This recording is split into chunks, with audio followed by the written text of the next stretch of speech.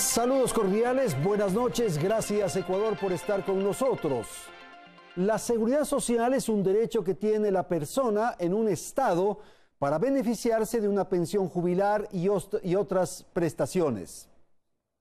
Los aportes que un ciudadano hace durante su actividad productiva sirven para alimentar esos patrocinios.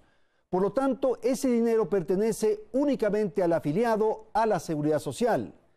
Nadie debería topar esos recursos. Sin embargo, el último gobierno utilizó como caja chica sus dineros para aspiraciones financieras. Incluso pretendió dar de baja o eliminar una cuenta de 2.500 millones de dólares que el Estado debía al Seguro Social. Se dio el lujo de suprimir asimismo una aportación patronal del 40% que el gobierno había establecido desde hace muchos años. Se llegó al extremo de disponer un sigilo a la información de los estudios actuariales, con lo cual los propios dueños de la plata no sabían qué ocurría con sus aportes. Hoy estas arbitrariedades contra la seguridad social finalmente han sido remediadas. Esta noche entonces aquí en Hora 25 vamos a tratar el tema de la seguridad social en el Ecuador. Nuestros invitados en el estudio central de Teleamazonas, gracias por la presencia a Carmen Corral. Ella fue intendenta de Seguridad Social. También nos acompaña Cristina Reyes.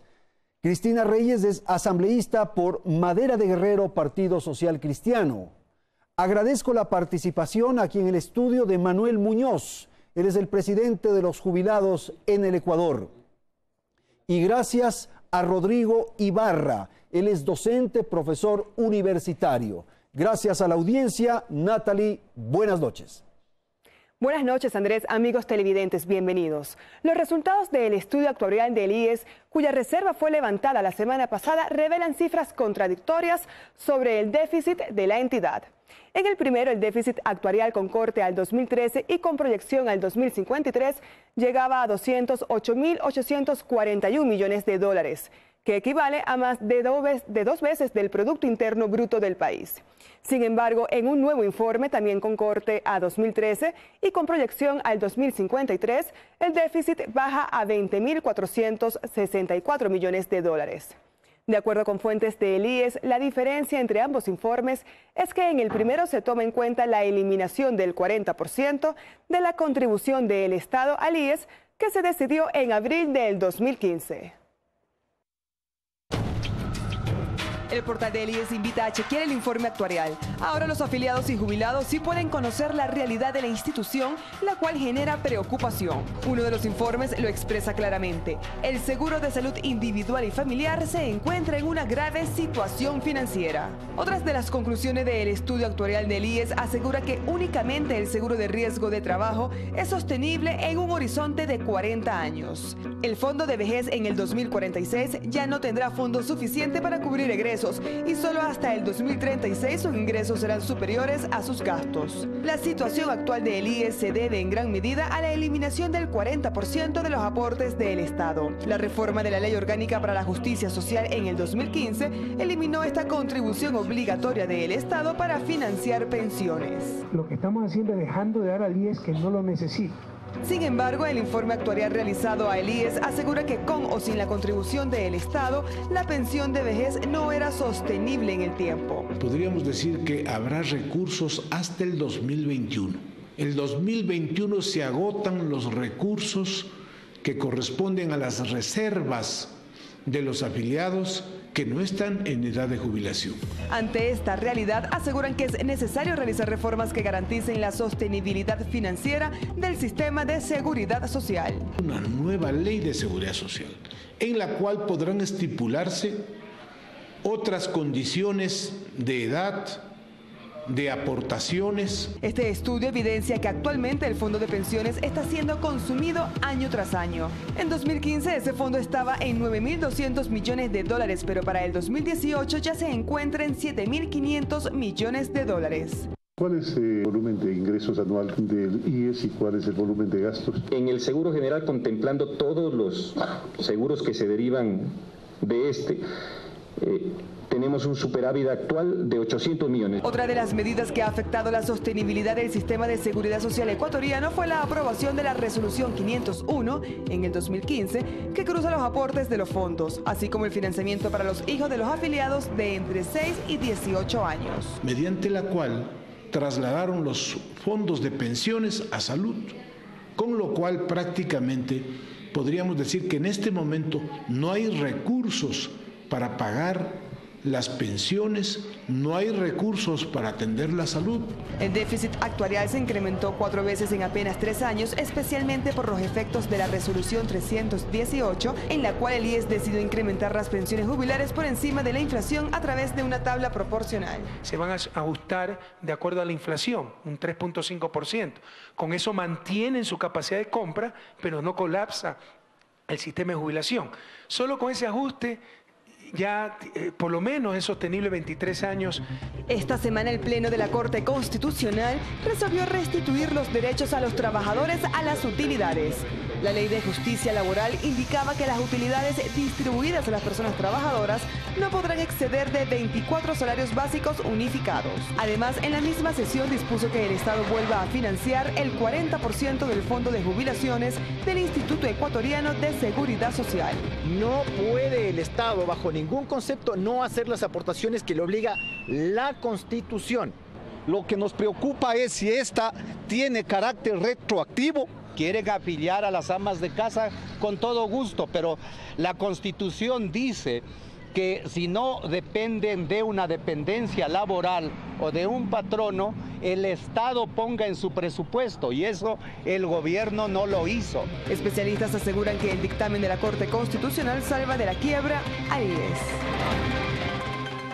Bien, vamos a iniciar este panel, esta conversación. Hay algunos temas, pero quisiera empezar, si es tan amable, doctora Corral, sobre el tema de la reserva, de este sigilo que se puso a las cuentas, particularmente actuariales del Seguro Social.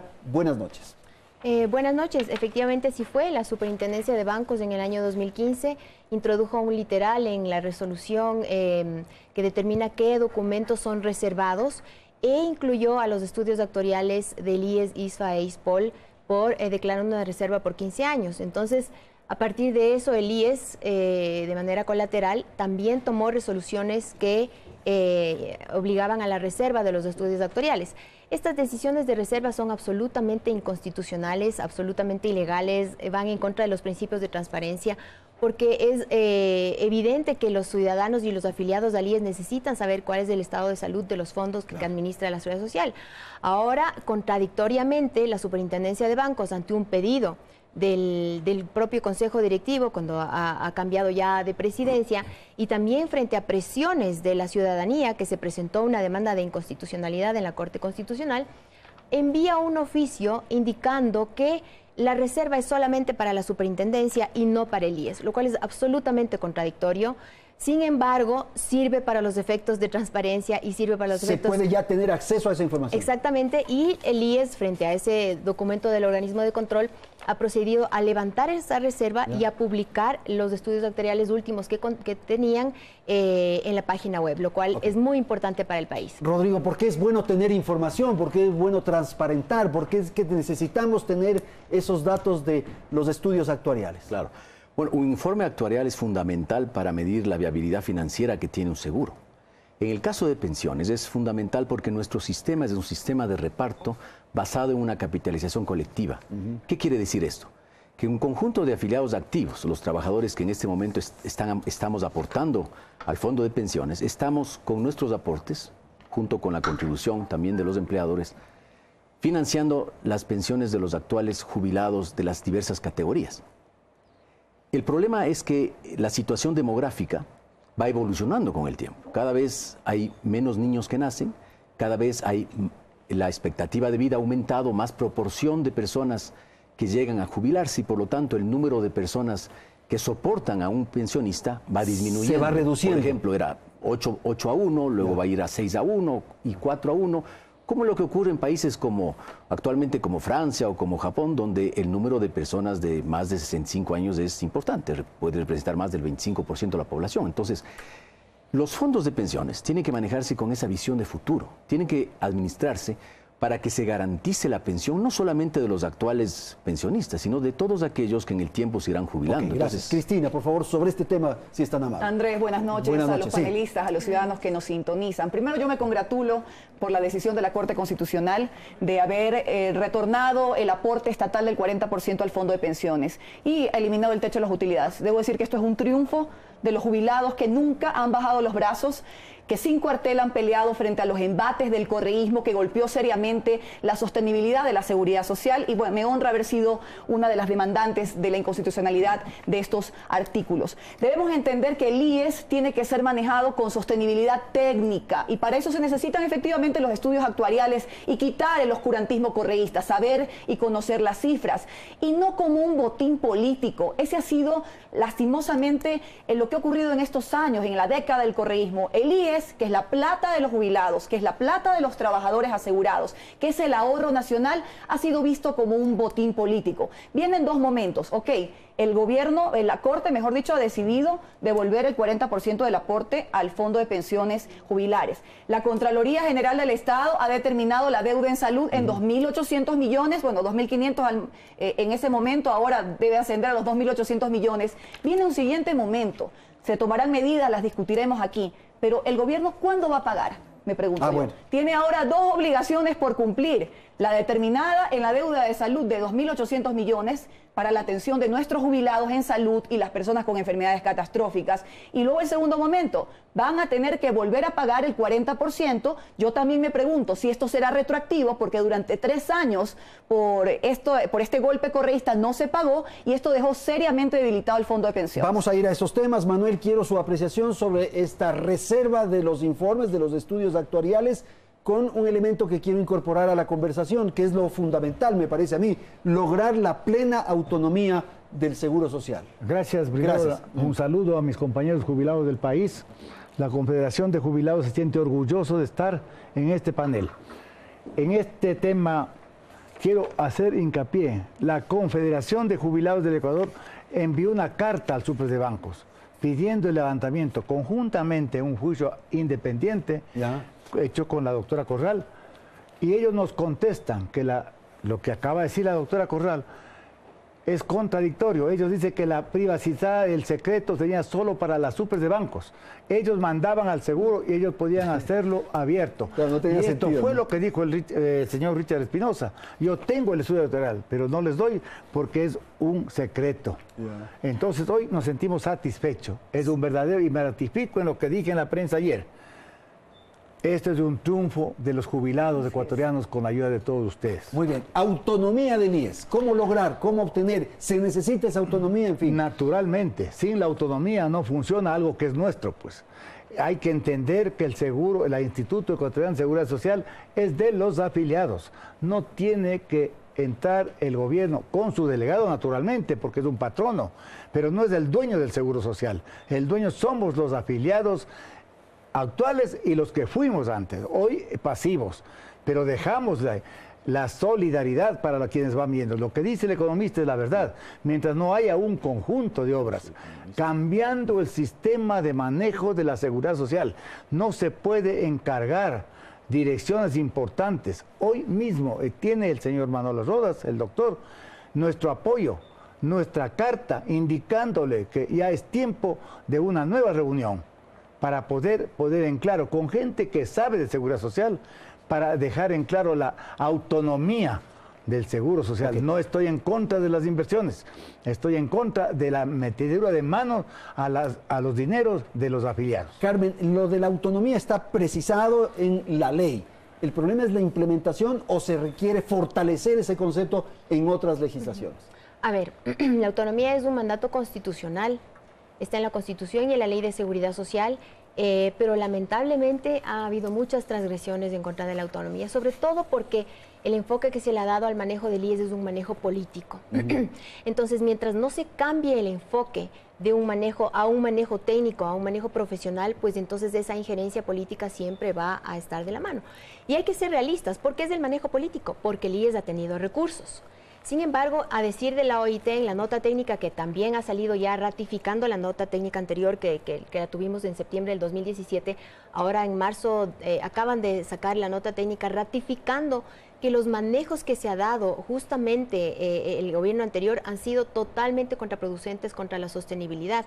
Y dice ahí la OIT, dice que los gobiernos suelen tener la falsa sensación de bonanza cuando hay recursos en el IES y creen que hay una falsa sensación de bonanza, pero eso es falso, porque no se puede tomar los recursos de ahí para atender necesidades inmediatas. Esos recursos son sagrados y tienen que ser guardados, invertidos y conservados para las generaciones futuras, y eso es lo que no se ha dado. Sí me preocupa, o sea, obviamente me congratulo mucho por la decisión de la declaratoria de inconstitucionalidad. Eso quiere decir, una declaratoria de inconstitucionalidad quiere decir que las cosas se retrotraen al momento en que fueron tomadas. Entonces, efectivamente, tienen que contarse con los 1.200 millones anuales desde la fecha en que se tomó esa decisión. Pero realmente hay que también poner sobre la mesa de dónde va a sacar el Estado para pagar la deuda de salud que no la ha pagado, que no la ha puesto en el presupuesto del 2018, y ahora esta deuda, esta mega deuda que suman mínimo 3.600 millones de dólares a sumar a la anterior. Ok, Rodrigo, el problema del Seguro Social es que tiene mucha plata. Y como tiene mucha plata, los gobiernos siempre están atentos a utilizar lo que decía Cristina como caja chica. ¿Ese es el problema o no? Es uno de los problemas. Primero, no soy economista, soy matemático y actuario. Yo hago estos trabajos ya desde más de 30 años. Hemos asesorado al IES en algunas ocasiones. No participamos en el último concurso. Pero es fundamental el hecho de que el tema económico hace que los gobiernos confundan solvencia con liquidez. Cuando los gobiernos ven que existe una caja con un monto atractivo y quieren cubrir sus necesidades de financiamiento por la gestión gubernamental, hacen uso de esos recursos. Ahora, pero si es que hay autonomía plena, no deberían. Existen disposiciones legales, una normativa estricta. Lo que ocurre es que en el Ecuador, desafortunadamente, la ley no se cumple. Entonces, yo creo que hace falta tener gente que, por un lado, sea totalmente autónoma, gente competente, gente que pueda decir no a los gobiernos cuando efectivamente haya algún tipo de pedido de esa naturaleza, porque están en juego las vidas de cerca de 4 millones de personas en pensiones actualmente, pero que subirá hasta ser un 50% de la población económicamente activa en el año 2050. Es decir, estamos hablando de una responsabilidad enorme. Entonces, es fundamental que las personas que estén a cargo de la administración del IES piensen en el largo plazo. Nosotros creemos que si se logra un candado en el sentido de que las inversiones tienen que estar diversificadas, no solamente a través de los bonos de gobierno, que son exigencia de parte del Estado para que se invierta ahí, sino que tenga la facilidad de poder esto diferir en el tiempo, que no solamente sean a corto plazo, que también sean a mediano y largo plazo. El Ecuador tiene que proyectarse a futuro. O sea, un tema que le preocupa a ustedes son las inversiones. Uno de ellos las inversiones, pero sobre todo también el manejo técnico del sistema. No puede, por ejemplo, eliminarse un financiamiento sin tener una contrapartida que haga que efectivamente se recupere el equilibrio actuarial. Cristina, Carmen acaba de señalar que una de las preocupaciones que ella tiene es el cumplimiento de estas exigencias, de estas decisiones, de esta resolución, por ejemplo, de la Corte Constitucional para la devolución progresiva del 40%, además de cómo pagar esos 2.800 y tanto que también se debe. Entonces, eso también hay que entender de alguna manera. Dentro de las responsabilidades y obligaciones que tiene el Estado con el Seguro Social, son esas contribuciones obligatorias que estaban fijadas por ley y que el expresidente Correa, sin estudios actuariales, porque ya hemos visto que se han mantenido en reserva y hoy que salen a la luz reflejan contradicciones y serios problemas, se impusieron estas medidas con el afán de las urgencias fiscales del régimen. Justamente un Estado moroso, un Estado chiro, un Estado que despilfarró todo en la bonanza petrolera, en la bonanza tributaria que tuvo este país, no tenía el dinero para cubrir esas obligaciones. ¿Cuál fue el recurso más fácil? Leyes con su asamblea correísta para eliminar los aportes, para desconocer la deuda, etcétera. Yo insisto, el IES tiene que dejarse de ver como un botín político, necesitamos a gente técnica, se plantea incluso que la gobernanza de la seguridad social rote, ¿por qué tiene que ser siempre el que dirige el directorio, el delegado, el presidente de la República? cuando incluso han tenido la osadía de desconocer los aportes que han tenido que hacer. Pero para eso sí se requiere reforma de ley, ¿verdad? Se necesitaría, y por de la supuesto, conformación del Consejo también. Incluso, ¿por qué los jubilados no pueden tener también una presencia? ¿Y por qué no buscar más bien un manejo técnico? Yo insisto también, hay que pensar en las inversiones. Estábamos hablando aquí que cerca del 50% de los recursos, lo que podrías ir a las inversiones rentables, son utilizados para bonos del Estado. 8.000 millones de dólares en plata para bonos del Estado. Eso es para cubrir las urgencias de un régimen. Hay que buscar rentabilidad, hay que buscar inversiones rentables. ¿Para qué? Para mejorar las prestaciones de salud, para quizá aumentar la cobertura de préstamos quirografarios, hipotecarios y, por supuesto, ¿por qué no pensar, con una medida técnica, por supuesto, en el mejoramiento de las pensiones Rodrigo, ¿usted es partidario de la privatización del IES? No. ¿O de la seguridad social? Bueno, en la Constitución de Montecristi consta que la seguridad social es pública y tiene que ser administrada exclusivamente por el IES. Yo tengo mis reparos respecto a que esa Constitución en algún momento va a tener que ser reformada.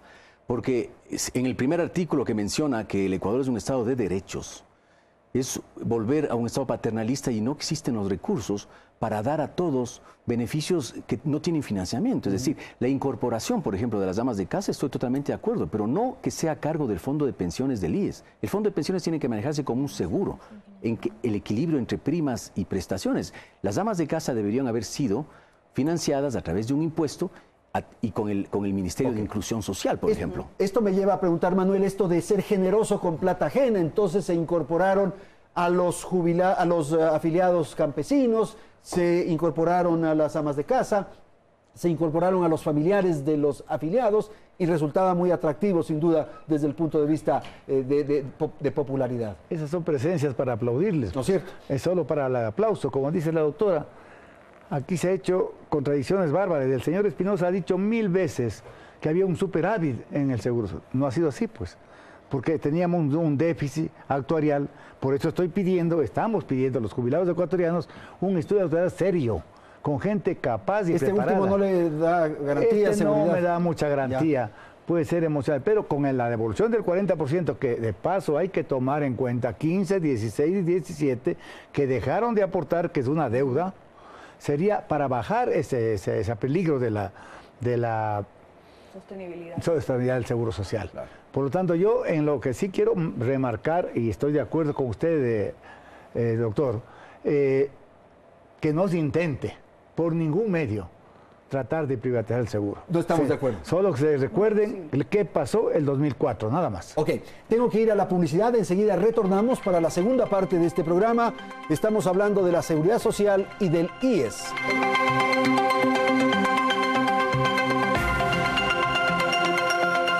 Bien, vamos entonces al segundo segmento del programa. Doctora Corral, lo que hemos hablado en la primera parte del programa da la sensación de que es preciso provocar un gran remesón en la seguridad social y tener una legislación que recoja estos planteamientos que acabamos de escuchar. Sí, precisamente. ¿Se hace necesaria una nueva ley, digamos? Por supuesto que se hace necesaria una nueva ley, pero una nueva ley pienso que debe construirse con la ayuda de todos los sectores, porque el tema de la seguridad social es muy polémico y hemos visto cómo, por ejemplo, en la ley del 2001, luego de 10 años de construcción en la Asamblea, en el Congreso, presentado por la Comisión Interventora, etcétera, a los 6 meses se declaró ya la inconstitucionalidad de 8 artículos y no entra en vigencia. Entonces yo pienso que lo que se necesita es un gran acuerdo nacional para lograr consensos y así poder proponer lo que realmente necesita el sistema. Pero antes, esto puede ser en un mediano plazo, antes hay que estabilizar al sistema, Andrés. La crisis del sistema del Fondo de Pensiones y del Fondo de Salud es realmente grave, no lo decimos nosotros, sino la OIT, los estudios actuariales, etcétera. Hay que tomar medidas urgentes que estabilicen a los fondos para entrar en este proceso de construcción de una reforma integral de la seguridad social. ¿Y esto por qué se produce? ¿Fundamentalmente por malas inversiones o por esos otros elementos que también conversamos? Se produce por decisiones absolutamente irresponsables y antitécnicas del gobierno anterior. Le voy a mencionar brevemente. Está la eliminación del 40%, que ahora ha sido restituido, pero el Estado tiene que sacar los recursos. Entonces, mientras no se cuente con esos recursos, eso no le va a dar un respiro al Fondo de Pensiones. Está la decisión... ¿Ese 40% cuánto es? Es 1.200 millones anuales. Anuales. Pero ahora 1.600.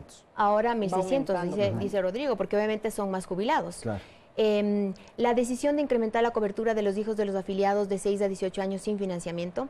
La decisión 501, que baja los aportes de pensiones para pasarlos a salud, y el no pago de la deuda en salud, el no reconocimiento y no pago de la salud. Diríamos que son las 4 principales razones por las que los dos fondos están en una grave crisis. Ok, Rodrigo, sobre esto quisiera entonces tener mayores elementos en el sentido de que esto obliga ¿a qué? A provocar ¿qué? Al interior del IES y a una decisión de gobierno también, pues. Definitivamente las decisiones van a traer muchas consecuencias por efecto de que en la actual situación fiscal, en la que el gobierno tiene un nivel de endeudamiento tan alto, tiene un tamaño de la masa salarial del sector público y un limitado ingreso por impuestos y el precio del petróleo que no logra recuperarse. No tiene plata. No tiene ingresos. Como decía Cristina, está chiro, como decía. Pagar 1.600 millones de dólares el año 2018 va a ser muy fuerte. El pagar los 2.500 millones de la deuda de salud debió haberse ya realizado en este año y sin embargo el Ministerio de Finanzas con el IES y la Contraloría han determinado que esperan el mes de marzo para llegar a un acuerdo. Entonces yo creo que ahí hay que tratar de conciliar efectivamente las necesidades del IES y la penuria de la caja fiscal, pero para eso la población tiene que estar advertida, tiene que saber que va a tener que hacer un esfuerzo posiblemente de aportar más. Yo soy partidario, la población, los afiliados tendrán que en algún momento aceptar un incremento en su tasa. Que sea más el aporte que hacen actualmente. Me parece que una de las posibles medidas podría ser reincorporar el fondo de reserva para que ese fondo se capitalice a través de una cuenta y con una contribución definida se entregue exclusivamente al momento que la persona se retira. Esa decisión haría que el 8.33% del sueldo va a esta cuenta, se la maneja de manera separada de este fondo solidario y permitiría luego, transformado en una renta vitalicia, complementar a la pensión. Tenemos que hablar ya no solamente de la posibilidad de que el fondo de pensiones sea la única fuente de financiamiento de una pensión de un jubilado. Pero lo cual resulta absolutamente injusto, Rodrigo, porque si hemos aportado durante tanto tiempo y ahora tenemos que aportar un porcentaje mayor y no atender los fondos de reserva. Hay temas que también han impactado en el fondo, es decir, la dolarización, por ejemplo, licuó las pensiones, licuó los aportes, y esto determinó que se sincere también la situación del fondo de pensiones. ¿Usted es partidaria de estas ideas, Cristina? Andrés, la irresponsabilidad ha sido tan grande, la voracidad del gobierno de Correa tan bárbara con los recursos de la seguridad social, ya sea desconociendo las obligaciones o absorbiendo los recursos a través del tema de la emisión de bonos, que habrá que hacer una reforma a la ley para limitar, ya llegamos al 50%, como he dicho, de todo el portafolio de inversiones, que a mí también me resulta sumamente injusto que entre las medidas que algunos estudios actuariales recomiendan sea el aumento de, por ejemplo, de los años de jubilación a las correrlos unos años más, futuras generaciones, el aumento del aporte del aporte mensual. No se dice, pero se recomienda que esas deberían ser las medidas en vista de los golpes graves que se ha sufrido. Yo también recuerdo que otra de los golpes del correísmo y del señor Espinosa, que fue destituido por Contraloría, nunca lo olvidemos, no es que renunció, fue destituido, es haber mermado en un 33% el fondo de cesantía con el pretexto del seguro de desempleo. Recordemos también que una afectación al seguro social ha sido los despidos, ¿verdad? Y que, porque ¿cómo se nutre la seguridad social? Aquí se lo he explicado. Por supuesto, de los aportes de los trabajadores. Mientras más trabajo haya en un país, y es por eso que hay que fortalecer la economía, habrá mayor cantidad de aportantes para cubrir las contingencias, las prestaciones y, por supuesto, el fondo de pensiones jubilares para quienes algún día llegaremos a viejos, nos jubilaremos y tendremos cubierta esa contingencia. A mí me parece que más allá de las medidas que podemos analizarlas y que sí me resultan injustas ya a priori, es que el Estado, el gobierno del presidente Lenín Moreno nos tiene que decir cómo y cuándo va a pagar. En qué cómodas cuotitas, pero cuándo va a pagar la deuda en salud y cómo va a pagar al fondo de pensiones jubilares el 40% de los 3 años pasados y de lo que vendrá. Porque aquí hay convenios de pago del expresidente Correa, así que hay maneras, hay mecanismos, pero no es solamente decir, ahí está la deuda, pero verá algún día, Dios sabe cuándo, alguien pagará. No, hay que pagar. Habría la idea, Manuel, de que es preciso que el gobierno salve al Seguro Social. O también la idea que se ha planteado de la posibilidad de incrementar los aportes y eventualmente quienes van a ser afectados son ustedes porque también se reducirán sus pensiones jubilares. Yo dije claramente en una intervención anterior, habrán que tomar medidas duras, pero tendremos que salvar el Instituto Ecuatoriano. No esperemos que el gobierno nos esté salvando, sino que cumpla con la obligación que tiene de poner los aportes que tiene que poner. Lo que ha dicho el doctor es justo. ¿Por qué el representante del gobierno tiene que ser el presidente nato? Tiene que ser rotativo, y por eso es que el pedido de nosotros, la Confederación de Jubilados, que queremos poner un vocal de los jubilados para tener con quién hablar. Hoy no tenemos. No tienen representación. No tenemos representación. Los activos deben estar felices con el que tienen. Está bien. No dicen nada, pues será que están bien. Pero nosotros no tenemos con quién hablar. Esto es por un lado. Y haciendo eco de las palabras de ahí, hay cosas que se tienen que incorporar. El fondo de reserva que acaba de nombrar, es necesario regresar al Seguro Social. Los seguros de desgravamen, ¿por qué tenía que ir a pasar en manos de una empresa particular? Si el seguro estaba preparado para mantenerse con la seguridad de que no había pérdida, porque el bien en los préstamos hipotecarios, hablo, ¿no? Estaba garantizado y los sobrantes servían para nutrir a la salud del jubilado ecuatoriano. Entonces, aquí la ley nueva o la ley vieja o la reforma de la ley tiene que hacerse, pero ya, con gente capaz y preparada. Un poco la idea sería, Carmen, que nos señale cuáles podrían ser las opciones de salvar al IES. Ya ha referido algo Rodrigo, pero quisiera que usted también incorpore algunos otros planteamientos. Sí, efectivamente, yo menciono los dos momentos, ¿no? El momento urgente, el momento en que se tiene que tomar decisiones ya, y el momento en el mediano plazo que implica una reforma integral a la seguridad social sobre la base de los nuevos estudios doctorales que se hagan, etcétera.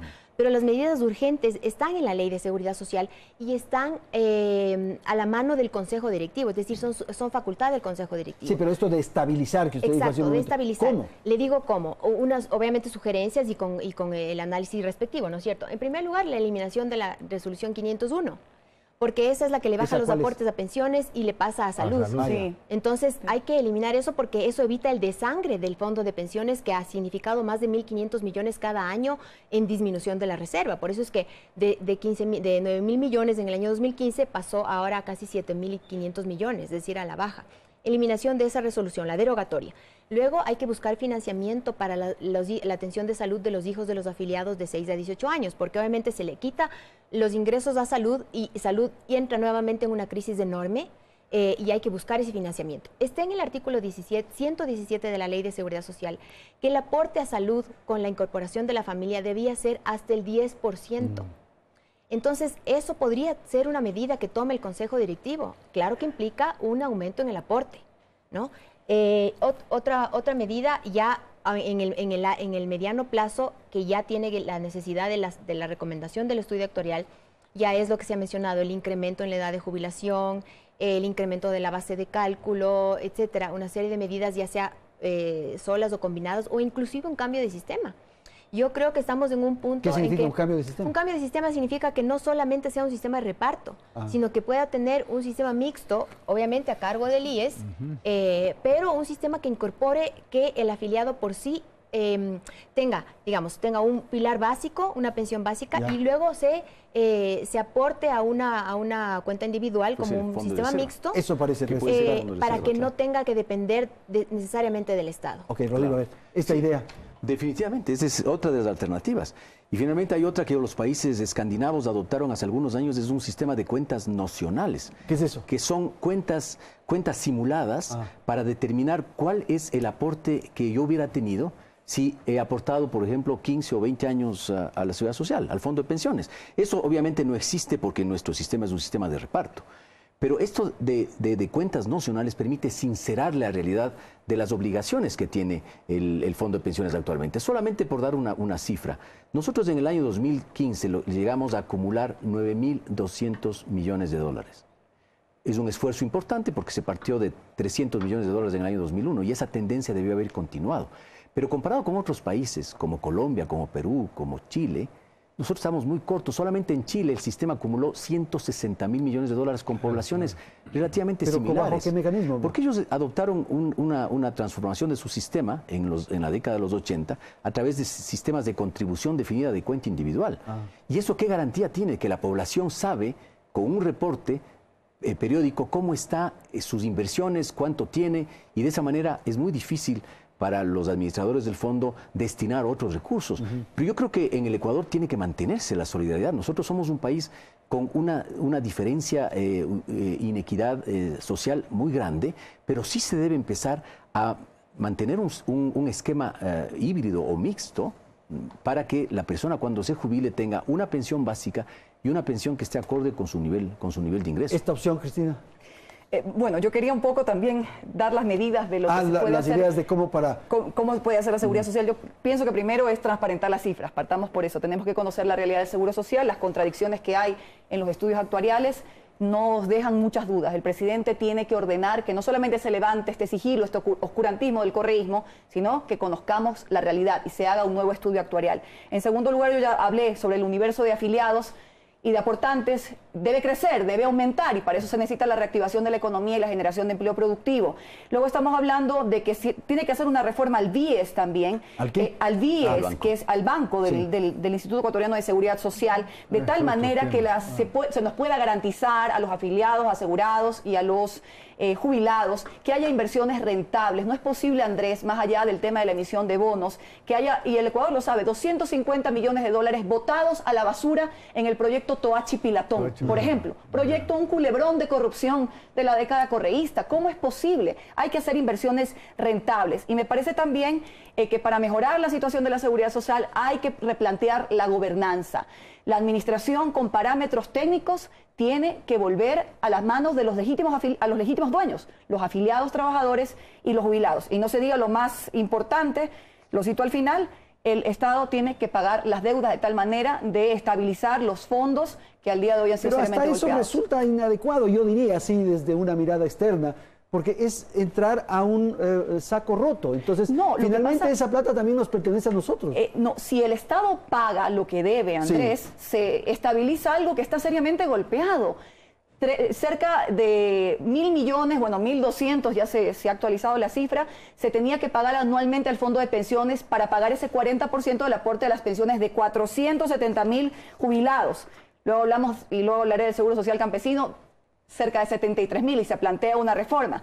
Luego, el Fondo de Salud está minado. Usted pregúntele a los jubilados si la atención es buena, si hay especialistas, si hay medicinas. Hay unas grandes infraestructuras, pero no hay una atención de calidad y calidez. ¿Por qué? Porque no hay dinero. Y quien era el responsable de pagar, que es el Estado, no paga. Entonces, inyectando esos recursos, en este caso de 2.800 millones, no lo harán de golpe, pero a lo mejor con mecanismos de pago, por supuesto que el fondo va a empezar a estabilizarse y las prestaciones van a mejorar. Manuel, este tema de la gobernanza que dice Cristina ya en 2 oportunidades, ustedes quieren tener una participación natural, claro. Y me había olvidado, no solo en el IES. En el BIES también. Sino en el BIES, porque tampoco tenemos representación ahí. En nombre de que existe un señor que representa a los jubilados, pero nosotros no lo hemos nombrado, no lo conocemos siquiera al señor.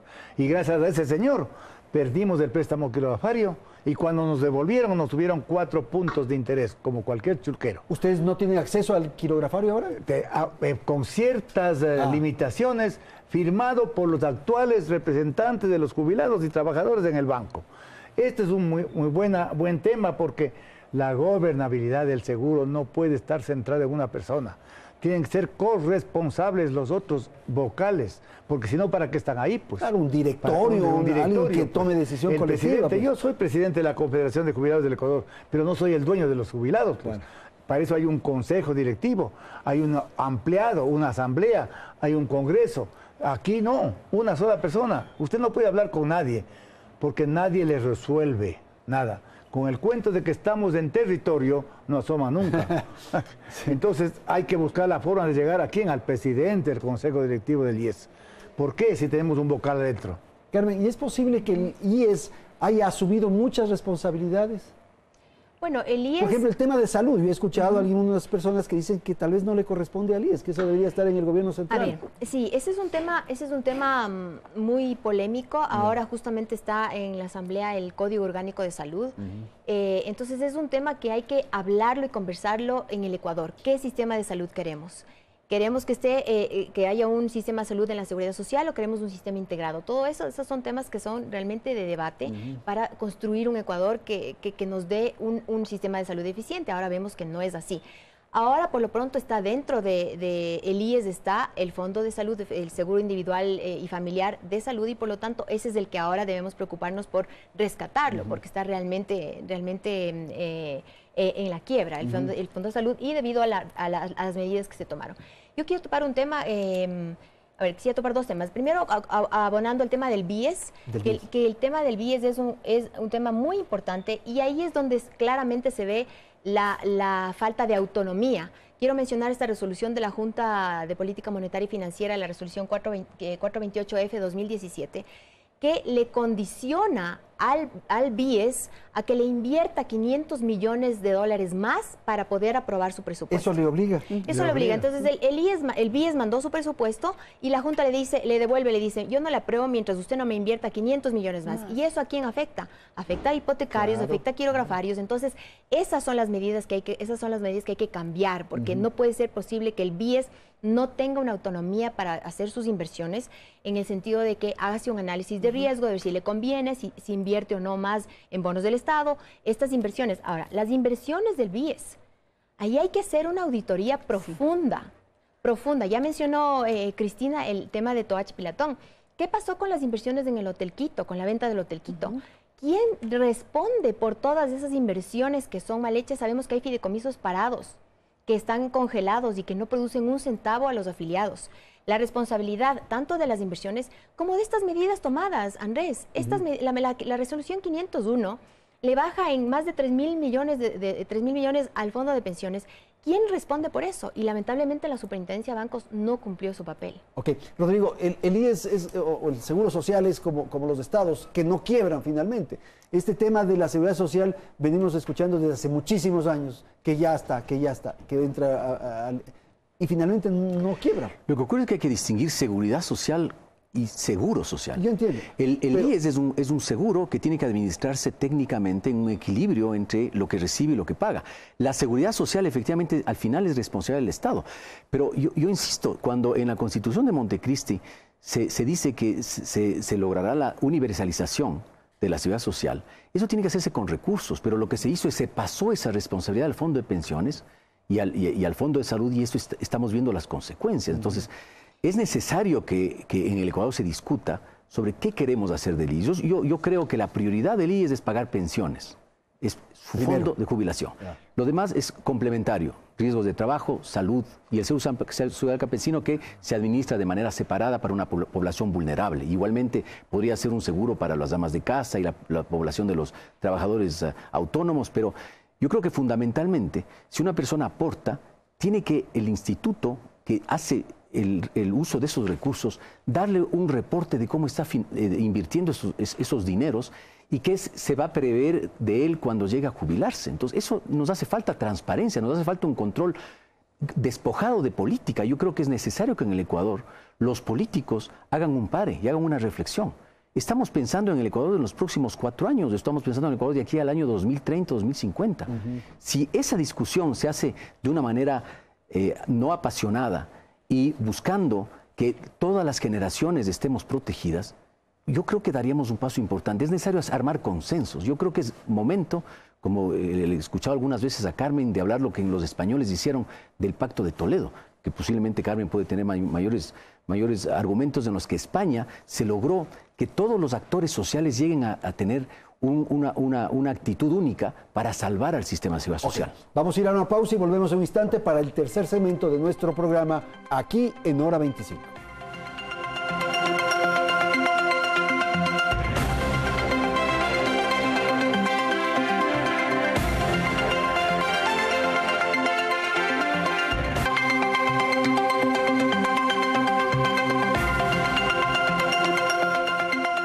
Vamos entonces al segmento final. Cristina, quisiéramos entonces en estos últimos minutos insistir un poco en las soluciones. Ya hemos hecho un diagnóstico, las soluciones. Finalmente todas estas tendrán que pasar por lo que se decía hace unos instantes por parte de Carmen. Provocar un gran acuerdo, una gran opción de discusión, de debate para llegar a conclusiones que permitan salvar al Seguro Social. Totalmente de acuerdo, Andrés, en ese consenso, en esa mirada técnica, seria que tiene que hacerse el Seguro Social, nunca más como un botín político.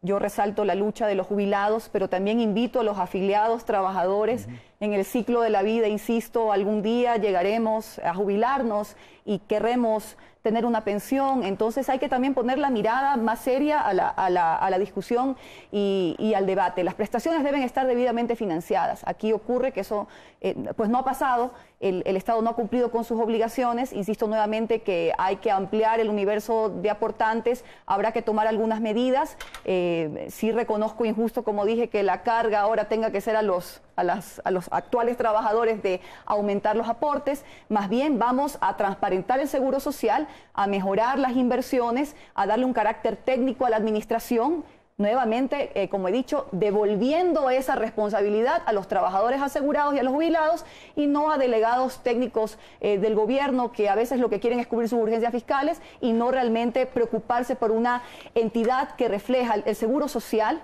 La seguridad social es un derecho, pero el seguro social es el dinero, es el ahorro nacional de cientos de millones de trabajadores ecuatorianos y, por supuesto, de nuestros jubilados que le han puesto el alma a este país durante tantos años. Rodrigo, estos aportes que da el afiliado y la empresa, ¿estamos dentro de una media? ¿En qué condiciones estamos en América Latina? Estamos bastante bajo. En otros países se aporta alrededor del 20%, 18% solamente para pensiones. Nosotros estamos en el 9.7%, entonces... Más el aporte patronal. Lo que pasa es que este 8.33% del Fondo de Reserva podría ser justamente una de las Esa soluciones. figura quisiera que la vuelva a explicar. La idea sería utilizar ese fondo para capitalizar al IES. Bueno, el Fondo de Reserva existe en el Código de Trabajo desde el año 1938 como trabajo capitalizado. Pero no entregar a los afiliados. Lo que ocurre es, claro, se tomó esa decisión porque de esa manera los trabajadores creyeron que tenían un incremento de su sueldo. Claro. Pero yo creo que hay que restituir. Los empleadores y los trabajadores tienen que saber que una de las alternativas para que las pensiones se garanticen en el tiempo es que ese fondo de reserva se vaya transformando en una cuenta como la cesantía, pero que no se lo pueda retirar. Que no se lo retire como ocurre ahora. Que solamente se le entregue cuando la persona se jubila, porque desafortunadamente el ecuatoriano promedio no es una persona educada y previsiva.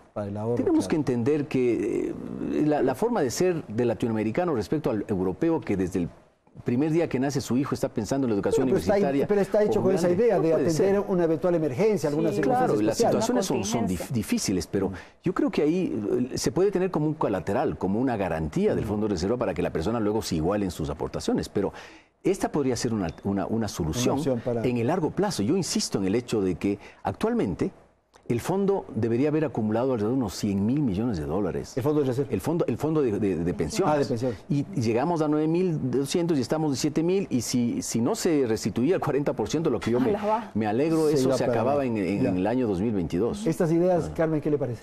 Sí, yo estoy totalmente de acuerdo. Pienso que el Fondo de Reserva es una de las opciones para que pueda ayudar a la sostenibilidad del Fondo de Pensiones. Me preocupa, ahora que hemos topado el tema de financiamiento, me preocupan dos temas que son de responsabilidad ahora de la Asamblea, Cristina, y del Consejo Directivo también. El tema del aumento que se propuso para el Seguro Social Campesino. Sí. Porque en los productos que se transparentaron en la página web del IES hay un estudio de Volrisk que dice que el Seguro Social Campesino a diciembre del 2014 presenta un déficit actuarial de 143 millones sin la reforma, y después de la reforma, es decir, la eliminación del 40%, 836 millones. Entonces, sí pedir a la Asamblea que por favor miren bien esta reforma. ¿Por qué? Porque es lo que va a pasar. O sea, yo no desmerezco, yo obviamente estoy de acuerdo en que se les aumente la pensión, por supuesto, pero no se puede hacer una medida nuevamente demagógica que no cumpla con el tema de financiamiento. Claro, parece muy atractiva, sin duda. Por supuesto, sin duda, pero ¿qué es lo que pasa? Así se aumentó a los hijos de los afiliados, que los que también estoy de acuerdo, pero quebraron al Fondo de Salud. Claro. Entonces, ese es el problema. No podemos seguir tomando medidas demagógicas. Y por otro lado, las amas de casa ahora entran en un problema de financiamiento gravísimo, porque las utilidades que tenían el tope, el resto iba a financiar a las amas de casa. Entonces, se acaban de quedar sin financiamiento a la pensión. Ya no hay dinero para atender eso. Entonces, la Asamblea tiene una tarea para ver por dónde va a restituir el financiamiento y hacer ahora sí de manera correcta, porque a las amas de casa el proyecto también fue inconstitucional porque decía que el Estado se hace cargo. Entonces, hay una serie de temas y medidas que efectivamente son de urgencia, y el Pacto de Toledo que mencionó Rodrigo fue una experiencia en España en el año 95, en donde realmente estaba en una situación similar a la actual, una crisis. La Seguridad Social española estaba en una crisis. Y lo que pasó fue que todos los actores, jubilados, trabajadores, empleadores, se sentaron en una mesa y empezaron a hablar sobre la seguridad social, el diagnóstico y decir, ok, ¿cuál es la seguridad social que queremos? Y arrimamos el hombro para sacar esto adelante. Ok, Manuel, no sé si quiere agregar algo, por favor. Pues yo creo que estamos todos de acuerdo en que el seguro social debe ser bien manejado. Yo no creo mucho en la quiebra del seguro social, porque hay cómo salvarlo. Pero si ponemos de parte el gobierno, el Estado y los jubilados y trabajadores activos. Por eso es que estamos pidiendo seriamente una entrevista con el presidente. No sé por qué al jubilado ecuatoriano se le da tantas dificultades para llegar a la presidencia, mientras otros se pasean por ahí. ¿Por qué no podemos tener una audiencia nuevamente, que está dado la lista, los nombres, los temas para tratar, para llegar a un consenso y llegar a un arreglo? Estoy pidiendo sendas comunicaciones al Contralor, que gracias al Contralor se publicó lo del señor Espinosa, pero salido el señor Espinosa, la señora Giovanna León, no se acabó todo, señores, tienen que buscar quiénes fueron los que culvieron a elaborar un balance. Por favor, no se pueden olvidar de que no se puede borrar un balance porque alguien ordena, alguien debió tramitarlo. Por eso pido una auditoría integral. Señor Contralor, si me está escuchando, en la carta que le pusimos último, le estamos pidiendo una auditoría integral, que se verifique los gastos realizados por el Consejo Directivo del IES, qué hicieron en territorio, qué hicieron en los talleres, qué hace la Dirección de Pensiones, poner gente técnica que vaya a cada una de las direcciones, no encargos, señores, así no podríamos jamás llegar, y los jubilados ecuatorianos debemos estar pendientes. Hoy estamos tranquilos, nos han devuelto el 40%. ¿Nos devolverán los anteriores? Eso hay que ver. ¿Y se confía en esta última auditoría, Rodrigo, o no? Los resultados presentados en la semana, el día sábado. Sí, la semana anterior. Bueno, en realidad me parece que hay contradicciones entre las cifras. Yo creo que eso se explica porque la empresa que fue contratada, externa, firmó un contrato en el que tenía que presentar 7 productos y el último producto era el resumen de lo que había resultado del análisis de los otros seguros. Pero en la práctica ocurrió lo contrario. El primer estudio que se presenta fue el de sustento, entre comillas, de la disminución del aporte de pensiones para pasarlo a salud. Me parece que eso, por ejemplo, es lo que también ha llevado a la situación que tiene el fondo y las cifras. Yo lamento que algunos periodistas, por ejemplo, en lugar de ayudar a la comprensión, hay tantas cifras en esos estudios. Más confundido. El Seguro Social lo que tiene que hacer es presentar un documento en el que se aclare. Se puede entender fácilmente. Este estudio fue hecho en tal fecha con estas hipótesis. Este estudio con esta fecha, hay estudio inclusive presentado con fecha de corte al 2014 y todos los demás son 2013. Entonces, me parece que es urgente una aclaración. Tengo que terminar. Muchísimas gracias. La presencia de Cristina Reyes, Carmen Corral, Rodrigo Ibarra y Manuel Muñoz. Gracias a la audiencia. Felicidades. Hasta la próxima semana.